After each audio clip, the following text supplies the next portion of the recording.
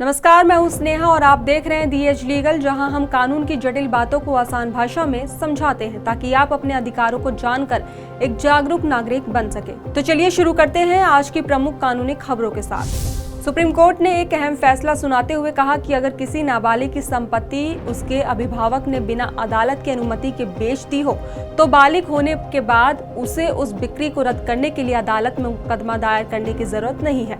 Court ने स्पष्ट किया है कि वो अपने स्पष्ट और असंदिग्ध आचरण जैसे उस संपत्ति को दोबारा खुद बेच देना, उसके माध्यम से भी उस सौदे को अस्वीकार कर सकता है।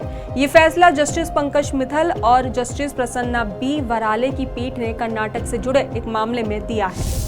उत्तर प्रदेश में लागू धर्मांतरण विरोधी कानून पर सुप्रीम कोर्ट ने गंभीर सवाल उठाए हैं।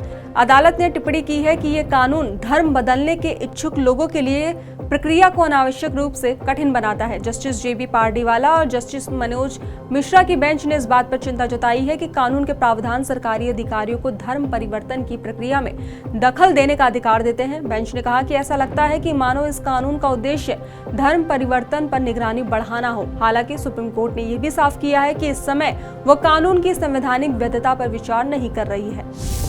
सुप्रीम कोर्ट ने साफ कहा है कि जब किसी मामले में वैधानिक न्यायाधिकरण के पास प्रभावी वैकल्पिक उपाय मौजूद हो तो हाई कोर्ट को संविधान के अनुच्छेद 226 के तहत रिट याचिका पर विचार नहीं करना चाहिए। अदालत कर्नाटक में 15,000 प्राथमिक शिक्षकों की भर्ती से जुड़े उन अपीलों पर सुनवाई कर रही थी जिनमें विवाहित महिला उम्मीदवारों की जाति प्रमाण पत्रों को लेकर विवाद हुआ था। जस्टिस जेके महेश्वरी और जस्टिस विजय विश्नोई की बेंच ने सभी अपीलें खारिज करते हुए हाईकोर्ट के उस आदेश को बरकरार रखा जिसमें मामला कर्नाटक राज्य प्रशासनिक न्यायाधिकरण को भेजा गया था।